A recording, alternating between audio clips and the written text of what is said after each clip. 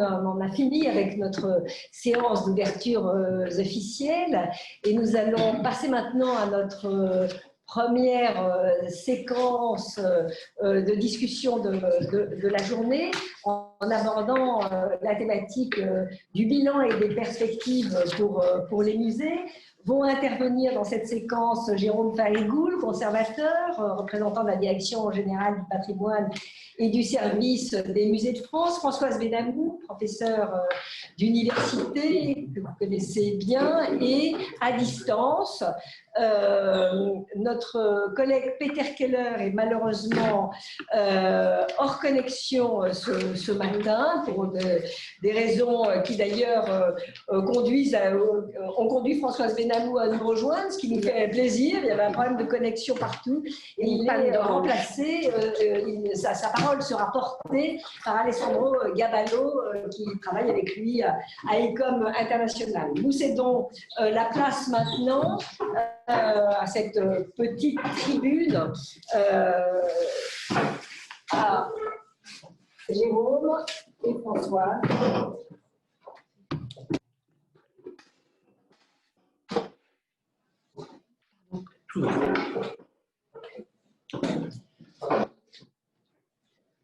Bien. Bonjour à tous, merci Madame la Présidente d'ICOM France, chère Juliette, merci à cher Personnaz, directeur de l'INP, de nous avoir invités à cette table ronde sur, en effet, le musée d'après. On a entendu dans toutes les présentations liminaires et dans tous les propos liminaires de cette matinée combien on sent une dichotomie entre un musée d'avant et un musée d'après. Je vais essayer en quelques mots assez rapides de vous présenter justement ce qu'était le musée de pendant et d'envisager ce qu'est le musée d'après, en tout cas de ce que nous pouvons avoir comme perspective et comme élément de bilan que nous avons pu faire remonter pendant cette période vraiment tout à fait exceptionnelle.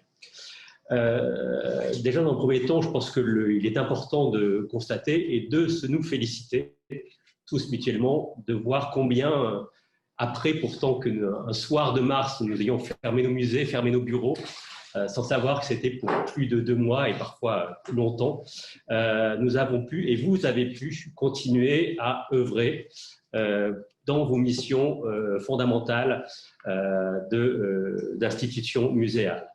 On a eu de cesse de voir remonter par différents canaux combien vous aviez continué à maintenir dans des conditions parfois difficiles les missions premières de conservation préventive, de maintien de sûreté et de sécurité des collections. Vous avez tous eu à cœur de maintenir justement cette veille permanente dans vos musées. Ça, c'était tout à fait essentiel. Et parfois d'aller bien plus loin, puisqu'on a vu, et les échos que nous avons de nos référents en région, que sont les directions régionales des affaires culturelles, combien des chantiers de PSC ont pu être entrepris, des chantiers de récollement poursuivis. C'est vrai que la solitude du confinement n'a pas été un moment d'inactivité, loin de là, dans les différents musées. Aussi, la réalisation de plans de sauvetage des œuvres. C'est vrai que ce moment un peu arrêté a permis de travailler sur ces moments, sur ces missions fondamentales que vous avez, que nous portons dans le cadre de ce qu'est le code du patrimoine. Et puis bien au-delà, c'est bien sûr tout ce que nous avons vu, et je pense que les modalités de ces débats ce matin en visioconférence ou en semi-présentiel montrent bien combien le numérique a été un des enjeux très forts des musées pendant cette période de confinement.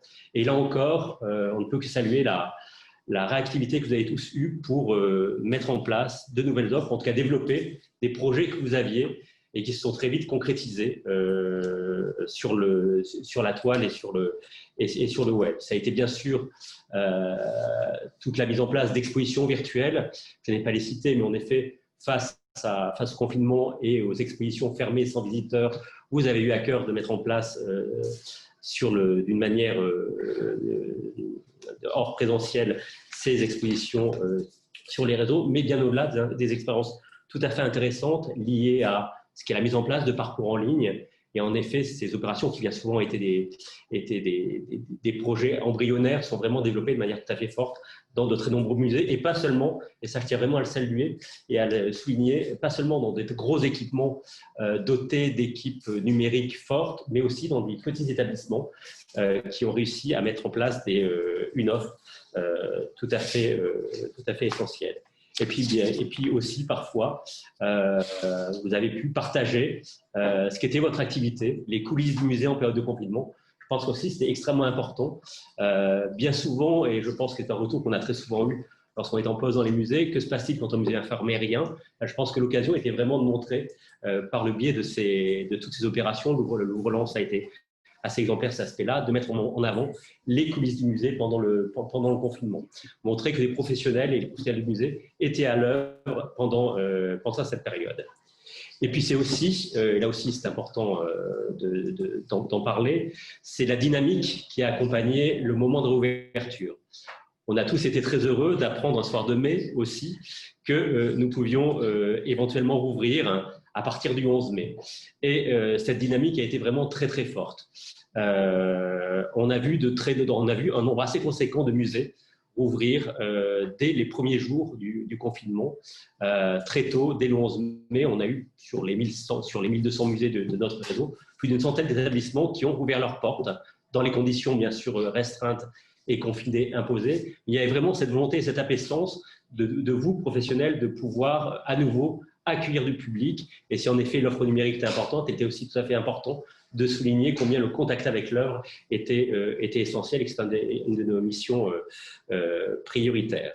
Et puis petit à petit, bien sûr, on a vu la vague des réouvertures se densifier pour arriver à un moment très, très fort au moment du mois de juin, où fin juin, nous avions plus de 80% des musées ouverts sur le territoire.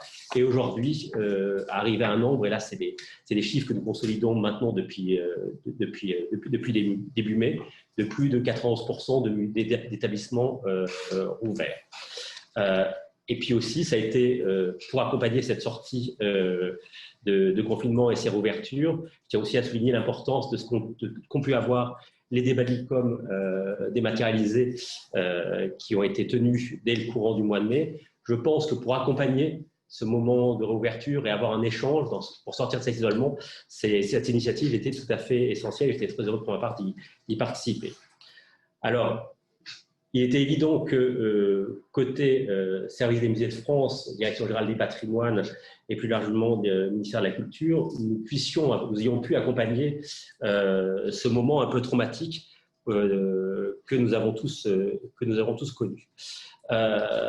Alors, le premier enjeu et les premiers éléments que nous avons mis en place, c'était vraiment de pouvoir, du terrain, faire remonter l'état de la situation. Et en cela, c'est vrai d'une manière tout à fait neuve, s'est mis en place des formes de nouveaux dialogues, en fait, avec vos échelons, les échelons du ministère de la Culture déconcentrés sur les territoires, qui sont les DRAC, et dans le cadre des musées, les conseillers musées. Il y a eu vraiment une mise en place de contacts très réguliers, hebdomadaires, avec les différentes régions, qui nous ont permis d'avoir une vision assez fine de ce que pouvait être votre situation sur les terrains. Et puis très vite, au fur et à mesure que nous avancions dans cette période de confinement, a été ressenti le besoin de pouvoir vous accompagner aussi dans ce que seraient les perspectives de réouverture. Et c'est là où nous avons mis en œuvre tous ces documents que vous avez pu consulter, VADEMECOM, aide à la reprise d'activité. Alors, je sais bien que de nombreuses questions ont été posées dans ces moments-là, et c'est vrai que beaucoup d'entre vous attendaient des formes de consignes ou une forme de doctrine sur la réouverture, elle était attendue aussi au moment de la fermeture. La philosophie que nous avons choisie était vraiment que les questions de confinement et les questions de sortie de confinement étaient vraiment des enjeux qui se traitaient à l'échelon local. Vous l'avez bien vu dans ce qu'a été les premiers dispositifs envisagés pour que les musées puissent rouvrir, c'était en effet de demander une autorisation préfectorale. Et c'est vrai que l'enjeu de la réouverture était vraiment un dialogue qui s'établissait sur le terrain entre les collectivités territoriales, les responsables des musées et les préfectures. Et donc, il était dans cette perspective-là tout à fait impossible d'établir des consignes génériques, mais beaucoup plus. Et je pense que c'est important de pouvoir vous donner des clés qui vous permettent de construire localement vos modalités de réouverture et de retour vers vos publics. Et puis, autre point important, c'est bien entendu cet observatoire que nous continuons à mettre en place.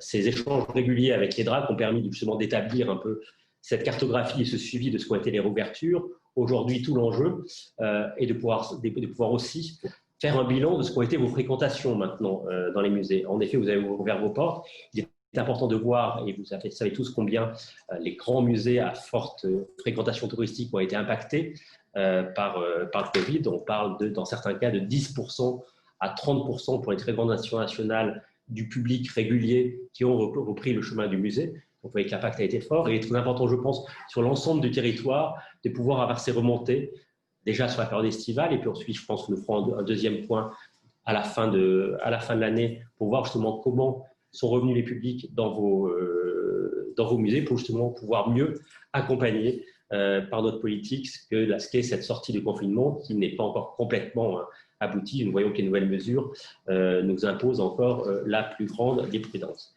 Et puis bien sûr, c'est ce qu'évoquait et Madame la Ministre et Juliette tout à l'heure dans son propos liminaire, la question du plan de relance.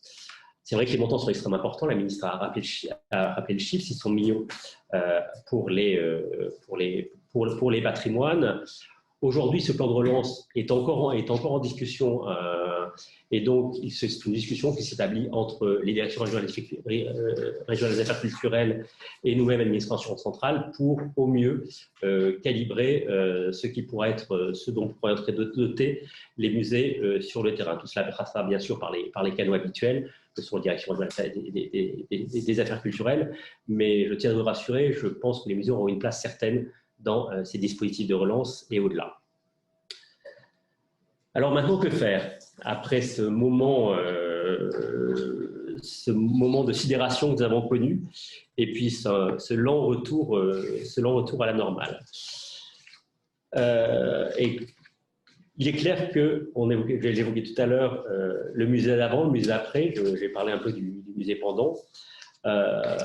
Force est de constater quand même la place que les musées avaient dans le paysage culturel, leur capacité de résilience, je l'ai évoqué tout à l'heure par toutes les activités qui ont pu être mises en place en interne, mais aussi vis-à-vis des publics. C'est tout à fait essentiel. C'est aussi la manière dont les musées ont été extrêmement dynamiques, mais aussi dont les musées ont été perçus comme une institution particulièrement pérenne et stable dans le paysage culturel. Il n'est pas innocent que la notion de musée est évoquée dès les premières annonces gouvernementales, même si parfois la notion de petit musée rendait complexe la perception de ce qu'étaient les modalités d'ouverture. Mais en effet, le musée a montré combien il était un élément essentiel du paysage culturel et d'animation du territoire. Et aussi, je tiens à le dire, dans le cadre des premières opérations qui ont pu être mises en place vis-à-vis des publics, combien le musée a été aussi perçu comme un lieu ressource. Il est clair que dans un paysage culturel où artistes, gens de spectacle étaient démunis et loin de leur lieu de production actuel, le musée parfois a été véritablement un lieu refuge. Et on a vu très vite, dès que les capacités de réouverture s'accroissaient, on a vu très vite des collaborations se mettre en place et nombre de formes de festivals ou de micro-biennales où en effet les musées étaient devenus un lieu d'accueil et un lieu ressource pour l'ensemble des acteurs culturels et pas seulement des acteurs du patrimoine. Puis comme je vous l'ai dit, donc cette reprise est aussi faite donc du plan de relance et donc de la place des musées dans le paysage culturel. Il est clair que maintenant, et on l'a tous souligné, même si il va falloir voir comment on gère cette question, la question du retour des publics. Je vous l'ai dit tout à l'heure, la question du virtuel a été essentielle pour continuer à nous assurer une visibilité à nos établissements, mais elle ne remplace pas ce qui est notre mission essentielle, c'est-à-dire le contact aux œuvres, le contact avec nos parcours. Comme tout le monde, comme plusieurs avant moi l'ont rappelé,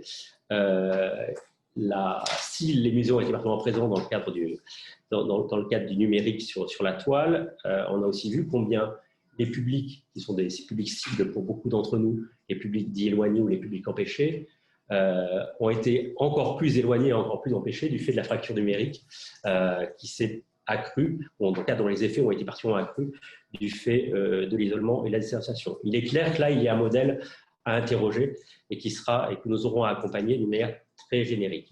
On a vu aussi combien les notions d'isolement et la nécessité d'avoir des échanges ont été importantes pour nous tous. Et il est clair qu'en cela, le ministère de la Culture a un rôle essentiel à jouer, la sous-direction de la politique des musées, plus largement le service des musées de France, a un rôle à jouer. Les musées de France sont un réseau et nous sommes là pour animer ce réseau avec la direction régionale des affaires culturelles. Et en cela, là, je pense que c'est un des grands enjeux pour nous de pouvoir partager nos expériences et pouvoir continuer à travailler ensemble. Et puis, on l'a vu, beaucoup d'expériences innovantes sont maintenant à évaluer, à voir si elles peuvent être pérennisées ou simplement des opérations temporaires, en tout cas faites pour pallier à notre absence de visibilité. Là, je pense qu'il y a vraiment beaucoup de bilans à dresser et que nous ne pourrons les dresser effectivement qu'à l'aune au mieux de cette fin d'année et dès que nous serons sortis, revenus à une situation que l'on espère rapidement plus normale. Les enjeux, en effet, sont vraiment ces questions des publics, mais quel public? Plus de publics, d'autres publics, de meilleurs publics, une meilleure interaction avec le public. Je pense que ça, c'est un enjeu puisque c'est vraiment notre action patrimoniale est portée par notre action culturelle. Je pense que c'est tout à fait essentiel. Enfin, voilà, de nombreux chantiers à ouvrir et à développer. En tout cas, nous avons bien eu conscience, tous, de notre observatoire continue le service des musées de France, combien nous avions un rôle à jouer avec vous et en interaction avec vous tous et avec l'ICOM. Je me réjouis d'être encore ici ce matin et de voir combien ces collaborations sont fructueuses. Les remontées de terrain sont tout à fait essentielles et les échanges avec les professionnels sont tout à fait essentiels pour bâtir une politique des musées et un soutien des musées dans les mois et les années à venir, puisqu'on voit bien que les conséquences du Covid seront pérennes, en tout cas, pour avoir des effets sur le moyen terme. Voilà, je vous remercie. Merci, Juliette. Merci, cher Jérôme, de ce panorama et de cette mise en perspective vraiment très précieuse et très riche. Je propose maintenant qu'on passe la parole à Françoise Benamou, qui donc est parmi nous ce matin. Chère Françoise, merci d'être là. À toi la parole maintenant. Merci beaucoup, Madame la Présidente. Voilà, je suis venue en courant parce qu'il y a une panne générale d'orange sur une partie de Paris. Voilà. Alors, 3 remarques peut-être d'entrée de jeu. La première, c'est, bien évidemment, ce n'est pas devant vous qu'il faut le dire, mais je crois qu'il faut quand même le rappeler, c'est l'extrême hétérogénéité de situation. Suivant les régions du monde, il y a une fragilité des musées qui est évidemment bien plus forte dans certains pays. Suivant aussi l'histoire même des établissements, leur spécialisation, leur statut public, privé, associatif, etc., la structure des ressources. Et donc, en 20 minutes, mes propos seront nécessairement un peu généraux, ils ne sauraient décrire pareille hétérogénéité. Deuxième remarque, la crise. La crise est évidemment toujours un révélateur et un amplificateur de mouvements préexistants. Et je crois qu'il faut bien avoir ça en tête. Beaucoup des questions qu'on se pose, elles étaient déjà sur la table. Simplement, on est obligé de les poser de manière peut-être plus urgente. Et les réponses à la crise s'inscrivent donc dans le temps long, pas simplement dans l'immédiateté, même si la crise est aussi un moment de rupture.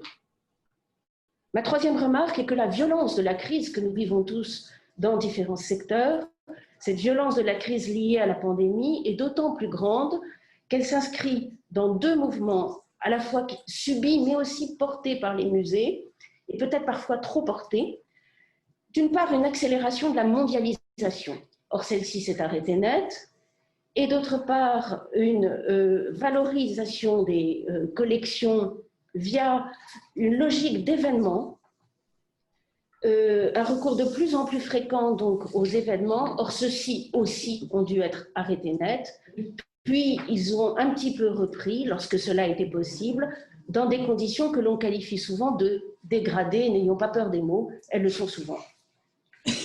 Alors, d'un autre côté, les musées étaient préparés à affronter la crise d'une certaine manière, et au moins du point de vue de l'utilisation des technologies numériques. Et on a vu qu'ils étaient bien plus compétents et qualifiés là-dessus que certains voulaient le dire. Mais le problème des technologies numériques, c'est que le modèle économique des technologies numériques, ben, il n'est pas là. C'est-à-dire qu'il est très difficile de valoriser les coûts qui sont importants qu'il faut développer pour le numérique sur le numérique. Cette valorisation, elle est extrêmement complexe. Et donc, les musées doivent faire face à une double peine. D'une part, une dégradation, un arrêt provisoire des outils de valorisation traditionnels, l'événement, le public, etc. Et puis, d'autre part, le recours à des outils qui sont certes performants, mais qui n'ont pas de modèle économique. Alors, ce que je voudrais développer rapidement là devant vous, c'est 3 points. Premier point, je voudrais revenir sur la violence de la crise et les 2 mouvements que j'évoquais tout à l'heure, la mondialisation et la montée du poids de l'événementiel. Dans un deuxième temps, j'essaierai d'identifier quelques éléments sur les tensions nouvelles qui se posent au modèle économique des musées compte tenu de la crise. Et puis, dans un troisième temps, je poserai des questions sur la sortie de crise. Je n'ai pas de solution, mais enfin, j'ai quand même quelques réflexions à partager avec vous. Donc, le premier point sur la violence de la crise. Alors, je disais tout à l'heure la mondialisation. Bien entendu, la mondialisation, elle était là dans les musées, elle se manifestait d'abord par la dépendance par rapport au tourisme mondial. Alors, le cas de la France est évidemment emblématique de ce point de vue-là, puisque c'est la première destination en termes de tourisme international. Et il faut savoir, par exemple, qu'au premier semestre 2020, on a eu moins 65% de touristes internationaux du fait de la fermeture des frontières et des restrictions pour les voyageurs, et que cela représente une baisse de dépenses générales au niveau mondial de 460 milliards de dollars. Évidemment, les musées qui bénéficiaient et qui s'étaient inscrits dans ce mouvement de mondialisation, et je ne pense pas qu'au Louvre, avec ses 75% de visiteurs étrangers, ou à Versailles, avec ses 80% de visiteurs étrangers, ce n'est pas seulement les grands musées, mais même les plus petits, avaient un lien avec la mondialisation et avec la visite des touristes internationaux. Donc, évidemment, de ce point de vue-là, la fermeture est disons-le, une catastrophe, elle a été. Et depuis la réouverture, on observe, grosso modo, un pourcentage de visiteurs qui représente à peu près un tiers de ce qu'il y avait avant, dans certains musées, alors ça dépend des musées, etc. C'est assez intéressant à voir parce que c'est un peu le différentiel de jauge qu'on observe aussi dans le spectacle vivant. Et je crois qu'il y a des parentés très grandes, je n'ai pas le temps de m'attarder là-dessus, entre les différents secteurs culturels.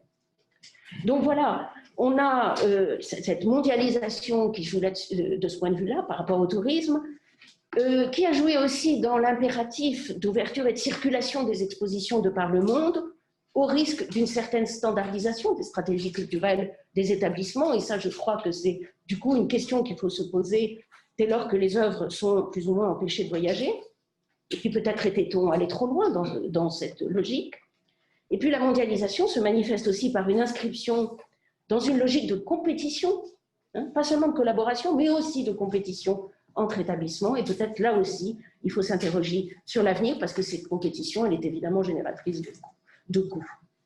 Alors mon deuxième point sur la violence de la crise liée à 2 mouvements, il y avait la mondialisation, puis d'autre part l'événementiel, très lié d'ailleurs à la mondialisation. L'événementiel, c'est devenu, pour beaucoup d'établissements, un mode de développement de ressources propres. Ce n'est pas seulement l'événement exposition, ce sont tous les événements qu'on peut organiser dans les musées. Alors ça apporte des revenus, ça représente une certaine attractivité, ça peut apporter de la fréquentation, mais ça crée une forme de détachement des expositions et des événements par rapport à l'identité des lieux, très souvent, et des collections. Et là aussi, c'est une question qu'il faut se poser. Et on en vient parfois à l'accueil d'événements étrangers au cœur de métier du musée, parce que c'est une source de revenus. Et donc le blocage de la mondialisation d'une part, et de l'événementiel d'autre part, même si pour revenir à pas compter, ne nous faisons pas d'illusions, ils seront là de nouveau, ont donné un coup d'arrêt à un certain modèle qui se développait, un modèle économique, et pas seulement économique, culturel aussi, qui se développait dans les musées, et c'est une des raisons de la violence de la crise. Alors, mon deuxième point, des tensions nouvelles donc, sur les modèles économiques des musées, j'en ai déjà un petit peu parlé, je le répète, évidemment, les situations sont très contrastées, il y a des musées qui ferment, on le sait, et je crois que l'ICOM est très attentive à cela, et pas seulement dans des pays pauvres. Je le disais récemment que le musée d'art contemporain d'Indianapolis a fermé après 19 années d'activité. Et jusqu'à des musées publics en général qui font dos rond, mais bon, ils sont pas mis en question dans leur survie, enfin dans leur vie. Simplement, ça va être dur. Alors, qu'est-ce qu'on observe? On observe évidemment une chute drastique des revenus qui implique une réduction des dépenses. Chute des revenus, dans certains cas, qui va jusqu'à 75 à 80% des revenus. Et donc, la question, c'est que couper? Parce que même s'il y a des aides, et je sais qu'elles viendront, elles seront inégales suivant les pays et les possibilités offertes par la puissance publique. Il n'empêche, il faudra couper. Il faudra couper certaines dépenses. Alors, il y a de fortes inquiétudes, et là, je crois qu'il faut vraiment une réflexion stratégique et je dirais même politique. Qu'est-ce qu'il faut couper? Dans les emplois, par exemple, on a coupé très, très fortement dans les emplois, notamment aux États-Unis, avec certains musées qui sont allés jusqu'à la moitié des emplois, avec un effet boule de neige. Si vous coupez dans les emplois, vous réduisez l'activité. Si vous réduisez l'activité, vous risquez de réduire les revenus, etc. Donc, il faut vraiment y réfléchir. Fortes inquiétudes aussi sur les programmes éducatifs. Hein, c'est toujours tentant de les couper parce que, voilà, ils sont parfois, malheureusement, une variable d'ajustement. Et cette situation économique extrêmement difficile, dont j'espère qu'elle sera la plus brève possible, enfin, on n'est pas, pour l'instant, on ne voit pas clair hein, sur l'avenir, elle affecte aussi les sous-traitants, et finalement tout l'écosystème qui constitue une espèce d'halo d'emploi, lié à l'activité du musée. Et ce qu'on appelle parfois les retombées, j'aime pas trop, la vie sociale, etc., qui va de pair avec l'activité du musée. Et donc, il y a vraiment... la réflexion doit être d'autant plus forte. Je dirais qu'il ne faut pas se tromper de modèle parce que la responsabilité est grande. Alors, il y a des aides publiques, bien entendu, et du mécénat. Les soutiens publics, il y a des soutiens fléchés pour la culture, pour les musées, puis des soutiens plus généraux, ils ne suffiront pas. Mais c'est vrai que dans certains cas, ils seront là et les musées les attendent, évidemment, et ils ont raison de les attendre. Certains musées souffrent d'une certaine manière, alors je vais parler de manière un peu provocante, de la malédiction de l'indépendance ou la malédiction de la vertu. Ceux qui ont fait d'énormes efforts pour renverser un peu la vapeur, c'est-à-dire pour que leurs revenus viennent plus de la billetterie, des événements, etc., comme on les y a poussés, et moins des subventions publiques, ben alors là, manque de chance, la billetterie, les revenus de la billetterie s'effondrent et ceux des événements aussi. Donc, ils sont d'autant pénalisés. Bon, il faut faire avec cette situation, mais je crois qu'il faut la mentionner, c'est important. Quant à l'avenir des soutiens privés, c'est compliqué parce que moi, je suis membre du cercle des économistes, on a eu une réunion avec pas mal d'entreprises récemment, et on voit bien l'extrême inquiétude des entreprises. Alors, je ne crois pas qu'elles soient... comment dire, que spontanément elles aient l'intention de couper leur mécénat parce que maintenant le soutien à la culture fait partie, je dirais, de la responsabilité sociale des entreprises, de plus en plus. C'est entré dedans, mais enfin quand même jusqu'à un certain point. Et puis d'autre part, les fonds de dotation, comme vous le savez, ils dépensent les revenus des placements. Alors dans une période de crise comme ça, c'est évidemment très incertain, comme on a pu le voir à d'autres moments aux États-Unis. Par exemple, le fonds de dotation du Louvre, ça représente, il permet de faire rentrer 6 millions d'euros par an, enfin, mais est-ce que ce sera le cas à l'avenir? On verra. Je dirais que le poids du numérique renvoie à la problématique de la valorisation. On est toujours dans les modèles économiques, j'ai déjà évoqué en introduction. On a vu une formidable émergence, la ministre l'a rappelé, de contenus numériques extrêmement inventifs, et c'était assez fascinant. Ils pouvaient venir des établissements, des conservateurs eux-mêmes. Moi, j'étais tombée sur les cocktails with a curator de l'Afrique Collection, où vous aviez eu de petites choses très drôles, mais qui ont été pas mal vues. En même temps, il y a une mythologie de tout ça. Je vous donne un exemple intéressant. Vous savez, les 3 pingouins là, qui sont allés visiter le musée, je ne sais pas si vous avez vu ça, je ne sais plus quel musée, c'était le Nelson Atkins Museum. Je lis dans les Échos 1 milliard de vues. Je me dis, une plaisanterie, je vais aller vérifier. Et je regarde donc sur YouTube 276 000 vues, c'était déjà pas mal, hein. Enfin voilà. Donc il y a aussi une mythologie autour du numérique, de sa diffusion. Évidemment qu'il y a de la diffusion virale extrêmement importante, attention. Mais la question que pose le numérique, au-delà de cette remarque, c'est la question à la fois de ses coûts, de sa valorisation, la question de la culture de la gratuité qu'on a fait entrer. Et on a eu raison d'une certaine manière, qu'on a fait entrer, elle était déjà évidemment très présente, hein, dans les maisons, et cette culture de la gratuité, il est très difficile de revenir en arrière. Je pense qu'il faut revenir en arrière, et j'y reviendrai dans le 3e point. En tous les cas, le numérique apporte beaucoup de choses. Il apporte, pour celui qui est déjà visiteur, un effet de fidélisation, un effet de dialogue, de proximité d'une nature différente. Pour le non-visiteur, c'est plus compliqué. On peut espérer une entrée dans le quotidien, une moindre intimidation. Faut-il qu'il arrive sur les propositions des musées? Il y a quoi? Il y a 3 milliards de pages en compétition sur Internet. Hein, bon. Donc, je suis partagée. Il y a eu des travaux académiques qui ont été faits d'ailleurs sur le lien entre le présentiel, comme on dit si bien aujourd'hui, et le numérique. Est-ce que le numérique a un effet levier sur le virtuel? On a tendance à dire non, c'est-à-dire que celui qui va vers le numérique, il est aussi le client déjà en présentiel. On arrive peu à élargir les publics via le numérique. Maintenant, peut-être que cette période tout à fait particulière et qui semble durer peut changer les choses. Et je pense qu'il faut absolument faire des études pour essayer de voir plus clair là-dessus. C'est extrêmement important d'évaluer l'effet du confinement sur la consommation numérique, si je puis dire. Et puis est-ce que cette consommation numérique vous mène finalement vers une envie de présentiel? Il y a eu beaucoup de travaux intéressants qui ont été faits, par exemple sur les cinémas. On pensait que le numérique allait tuer les salles de cinéma, pas du tout, parce que plus les jeunes, notamment, voient des films sur Internet, et plus ensuite ils vont dans les salles de cinéma parce qu'ils ont un besoin de socialisation.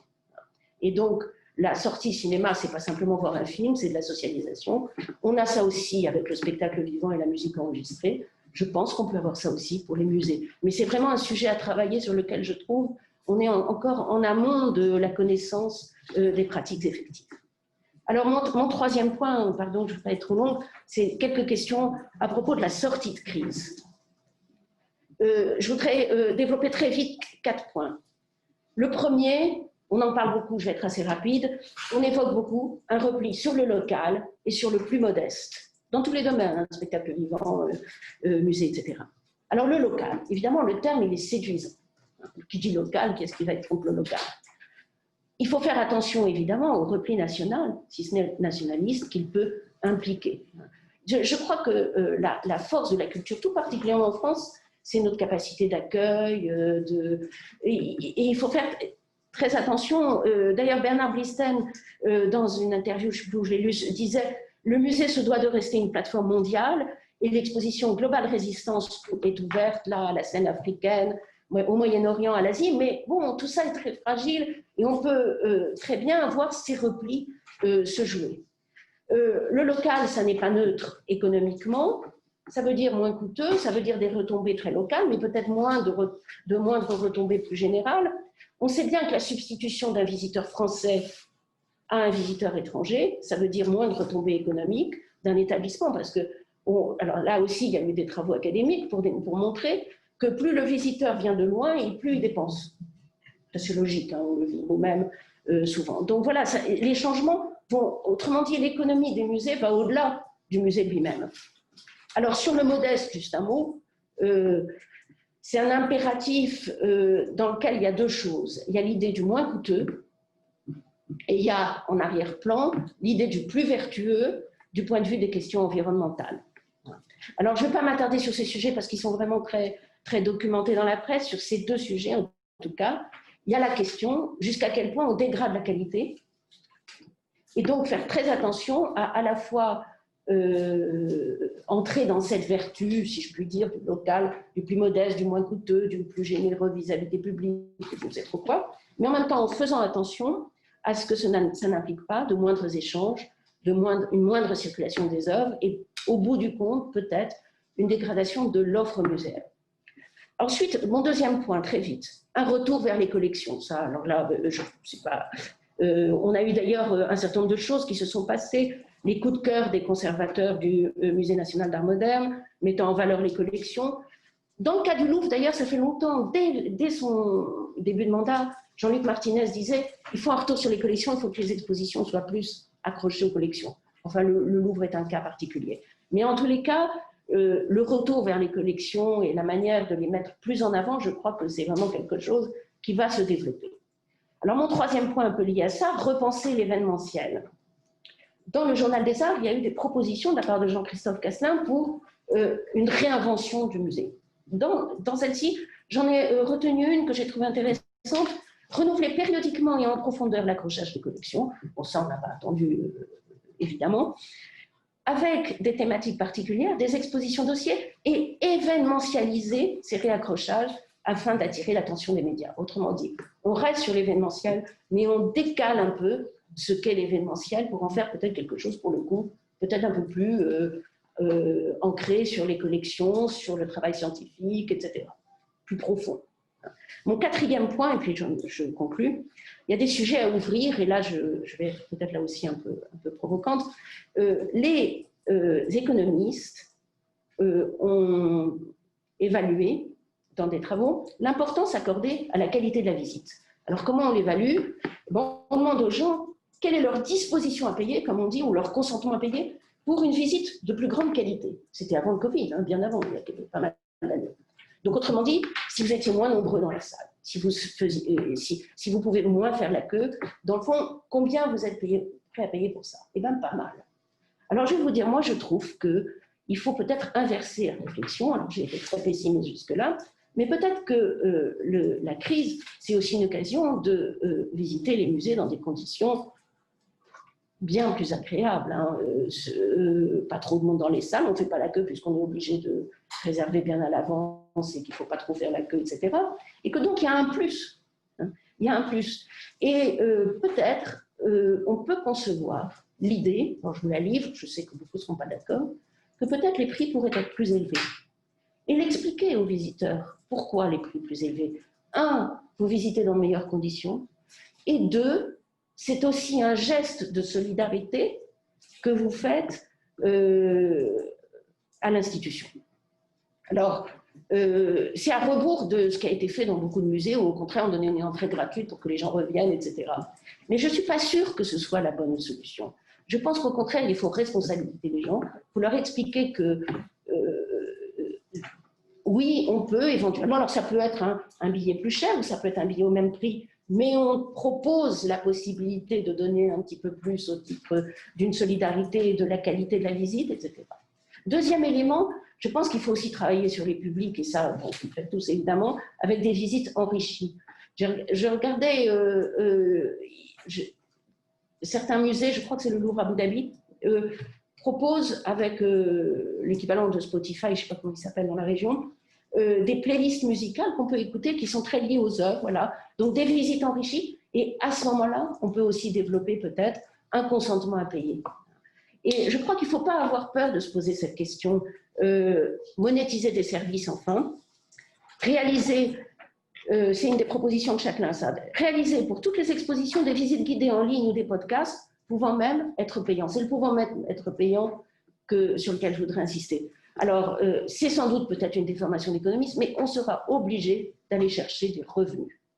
Il faut réinventer un modèle économique. Il ne faut pas avoir peur de poser des questions. Peut-être qu'ensuite on renonce, peut-être que ce sont des mauvaises idées, mais en tous les cas, je crois qu'il est important de les poser. À Univers Sciences, on a avancé l'idée de faire payer une offre en ligne. Je cite François Quéré, directeur du développement et du public. Après tout, les publics sont déjà disposés à payer pour des contenus numériques comme celui d'un audio guide ou d'un podcast. Alors, je voudrais conclure en 2 mots. Surtout, ne retenez pas de tout ce que j'ai dit uniquement la question du prix. Je suis économiste, je crois que c'était important de la poser. il y a la question des revenus, il y a l'avenir. Ma deuxième remarque, je pense que tout ce qui se passe nous interroge, d'ailleurs à l'INP c'est intéressant de le faire, sur l'évolution des métiers, le numérique, changement des modèles économiques, etc. Les conservateurs devenus de plus en plus multicompétents sur le plan scientifique, pédagogique, la recherche de mécénat et de dons, le numérique, etc. Donc, les métiers évolueront si le musée évolue réciproquement. Et puis ma deuxième remarque est pour dire qu'on est dans un moment, nous vivons tous, de fortes émotions collectives et d'immenses incertitudes. Et il me semble que ces deux éléments sont vraiment les ingrédients les pires contre les démocraties, contre la culture même en général. Et donc je pense que cette crise nous rappelle qu'il y a une immense responsabilité des musées sur ce terrain-là. Et cette responsabilité se joue à la fois en termes économiques, pour le modèle économique du musée lui-même, pour l'écosystème avec lequel il travaille plus généralement. Ce sont des responsabilités sociales et sociétales, ce sont aussi des responsabilités politiques. Et voilà, donc je pense que nous vivons à la fois une crise qui nous met beaucoup en question, mais qui peut ouvrir aussi des chemins nouveaux.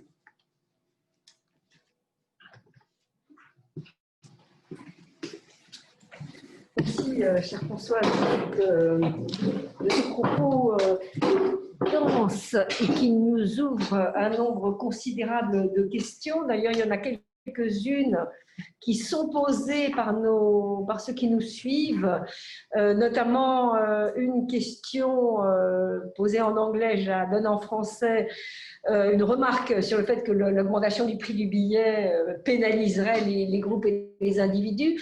Peut-être as-tu envie de répondre à cette question. Et une autre question qui était posée dans le chat par Claire Lebos qui demandait comment on peut interpréter le fait que le spectacle vivant est moins dépendant du tourisme. Peut-être je te pose ces deux questions, Françoise, avant qu'on laisse la parole à notre ami Alessandro, que je vois à l'écran et qui est déjà prêt. On verra 5 minutes de débat, même si on a déjà pris du retard après cette séquence très, très importante. Je reprends mes distanciations. C'est l'inconvénient des propos très généraux. Rien n'interdit, quand on augmente le prix, de faire de la gratuité ou des prix extrêmement réduits pour toute une série de publics. Non seulement ce n'est pas incompatible, mais dans nombre de cas, finalement, vous avez un public qui subventionne l'autre. Donc, c'est quelque chose qu'on sait faire. Et je crois que, d'ailleurs, ça s'applique déjà dans beaucoup de lieux.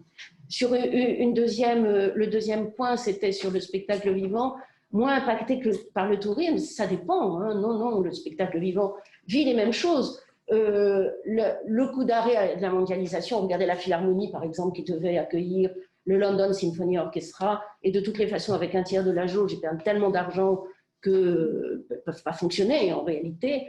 Et deuxième élément, regardez alors pas tous les festivals de théâtre sont moins impactés, et encore le tourisme, ils le sont aussi par le tourisme international, ils sont impactés par le tourisme national, comme c'est du théâtre, et encore ça dépend quel théâtre, mais prenez les grands festivals de musique, ils ont été littéralement laminés, qu'ils soient publics ou privés, et le spectacle vivant est dans un état, je dirais, bien pire que le patrimoine encore. C'est une catastrophe. Merci. On passe la parole à Alessandro. Bonjour à toutes et à tous. Et merci à Icon France pour l'invitation. J'apporte aussi les salutations et les remerciements du directeur général de l'ICOM, Peter Keller, qui n'a pas pu présenter aujourd'hui en raison de problèmes techniques. Je vais passer à la slide suivante. L'enquête que je vais présenter aujourd'hui s'inscrit dans une série plus large d'actions que l'ICOM a lancées au début du mois de mars pour soutenir la communauté muséale et ses professionnels, comme le président Garlandini a évoqué tout à l'heure.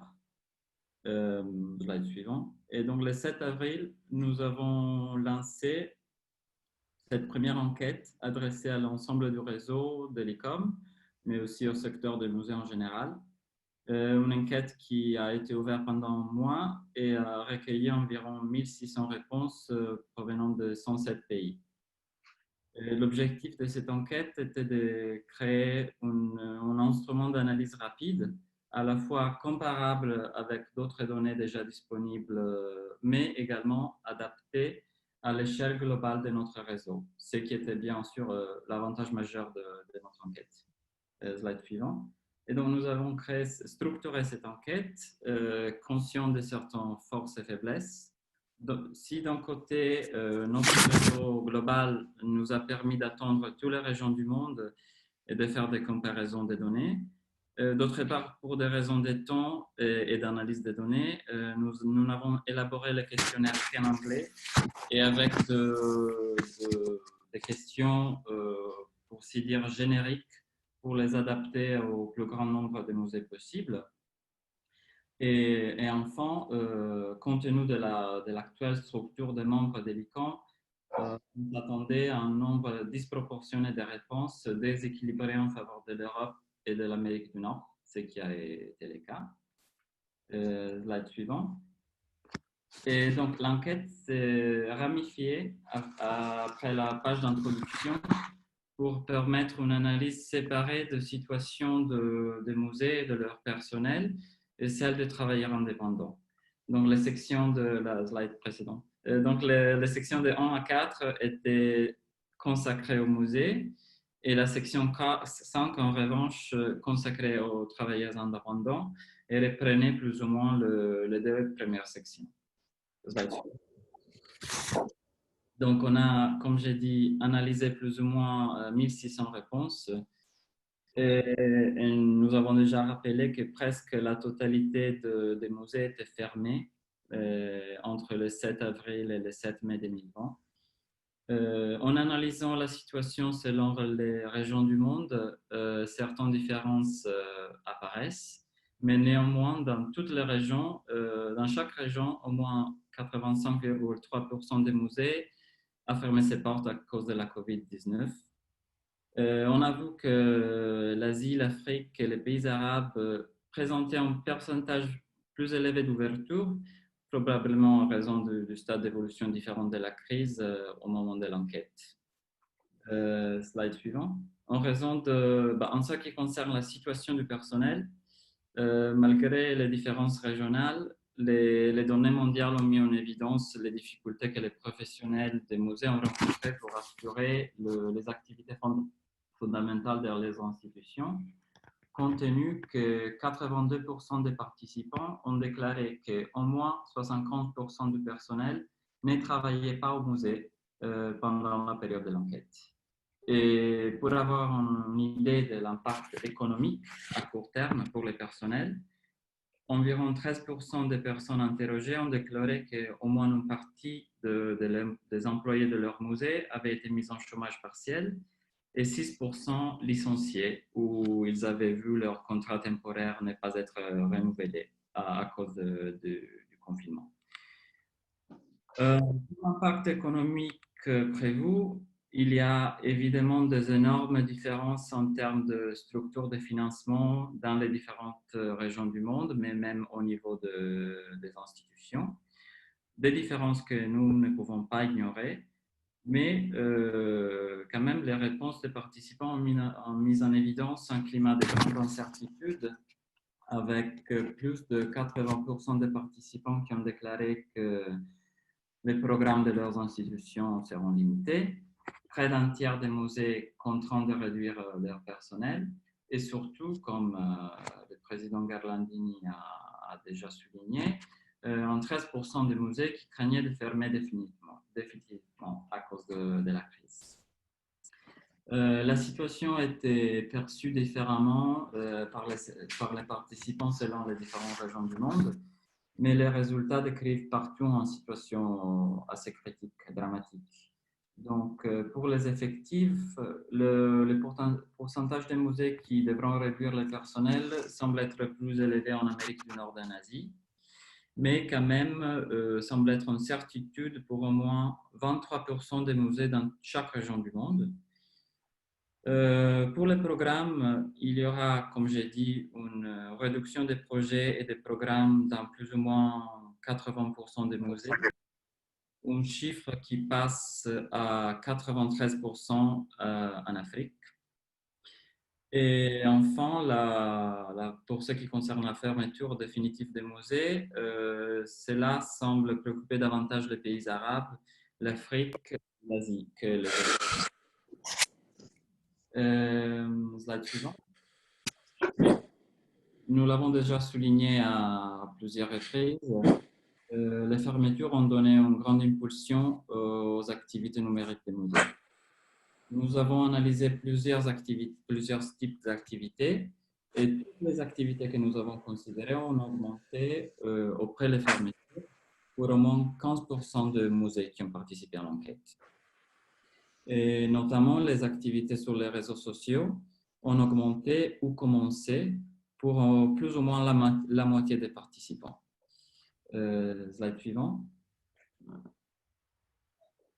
En comparant les données des régions du monde, nous avons remarqué des différences importantes dans les ressources que les musées peuvent mettre à disposition pour les activités de communication numérique et par conséquent, leur capacité à atteindre le public à distance.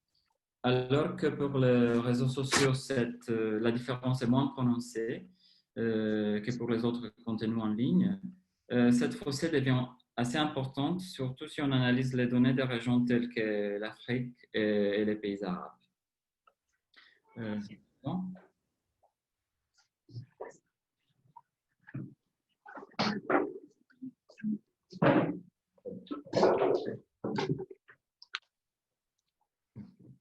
Donc, mais donc, ce ne sont pas les activités avec le public qui, évidemment, étaient affectées par la fermeture. En fait, les musées ont dû réorganiser d'autres activités fondamentales telles que la gestion et la sécurité des conservations. On a donc demandé si les participants pensaient que la sécurité et la conservation des collections étaient assurées pendant le confinement. On rappelle qu'au musée, il y avait presque moins que 5% de personnel en ce moment. Pour la sécurité, 80% de professionnels des musées interrogés ont déclaré que leur collection était en sécurité dans tous les aspects. Mais d'autre part, il y avait 10% qui pensaient que les mesures en place étaient déjà insuffisantes ou que des mesures supplémentaires insuffisantes avaient été prises pour faire face à cette situation. Et ici en bas, vous pouvez voir l'analyse comparée des données régionales. Et le graphique illustre par région la somme des réponses mesures standards ou mesures supplémentaires insuffisantes. Et on voit que dans ces cas aussi, les régions d'Amérique latine et Caraïbes, d'Afrique, étaient plus concernées par la sécurité et la conservation des collections pendant cette période. Slide suivant. En ce qui concerne la conservation des collections, les réponses sont légèrement plus variées et c'est surtout le maintien de conditions environnementales constantes qui est une source de préoccupation plus importante, avec plus ou moins 17% de personnes interrogées qui estiment que leur système était inadapté ou pour garantir la conservation des objets. Slide suivant. On arrive donc aux professionnels indépendants. Et ici, l'analyse a mis en évidence une situation critique qui aura probablement de graves répercussions sur les indépendants. Il faut le rappeler, dans de nombreux pays, représente un élément clé de la vitalité du secteur des musées. Et donc, selon l'enquête, 16% de personnes interrogées ont déclaré avoir été mis en chômage partiel et 22,6% n'ont pas vu leur contrat renouvelé à la suite des fermetures. Et une situation qui est donc alarmante, surtout si on considère que le travail avec les musées constitue, dans la plupart des cas, la principale source de revenus. Il représente plus de 50% de revenus pour les 57% de participants. Et donc, l'enquête a souligné la fragilité du secteur des freelances. Je vais conclure slide suivant avec la première enquête. Et donc, ces rapports ont offert un aperçu des conséquences perçues et des défis rencontrés par les musées et leurs professionnels pendant la période de l'enquête et après. Avec un focus sur la communication numérique, on a vu qu'il y a eu une croissance énorme. Et si cette augmentation démontre la réactivité et la créativité qui caractérisent notre secteur et sa capacité de s'adapter à la crise, elle a également mis en évidence certaines faiblesses structurelles qui affectent depuis longtemps les institutions culturelles en termes de ressources et de personnel dédié au numérique et à la communication, ainsi qu'en termes de niveau de maturité des contenus produits. Et enfin, l'analyse comparative des données régionales a mis en évidence de profondes inégalités et que la pandémie touchera principalement les régions où les est peu nombreux et où les structures sont encore fragiles, comme dans les pays africains et arabes. Slide suivant. Donc, pour recueillir des données supplémentaires sur la manière dont l'épidémie affectera le secteur culturel, nous avons donc lancé une deuxième enquête le 7 septembre. Et cette fois-ci, pour assurer une plus grande couverture, le questionnaire a été rédigé dans les 3 langues officielles de l'ICOM. La plupart des questions et des sections se réfèrent à l'enquête précédente et nous permettront donc d'évaluer les tendances de la crise donc pendant toute l'année. Mais certaines questions, en revanche, tiennent compte de l'évolution de la situation au cours de ces derniers mois, et notamment en raison de la réouverture progressive des musées dans certaines régions du monde. Le questionnaire se terminera le 5 octobre. Nous espérons atteindre un taux de participation aussi élevé que pour le premier. Mais pour l'instant, il est encore un peu trop tôt pour vous donner des résultats préliminaires. Slide suivant. Donc, vous pouvez trouver les liens à l'enquête ici si le PDF sera disponible, sinon dans notre site internet. Je vous remercie de l'attention et je vous invite à participer à l'enquête et à la diffuser.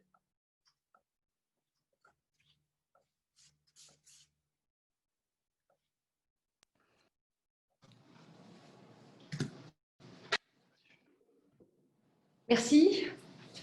Merci beaucoup, Alessandro, de cette présentation.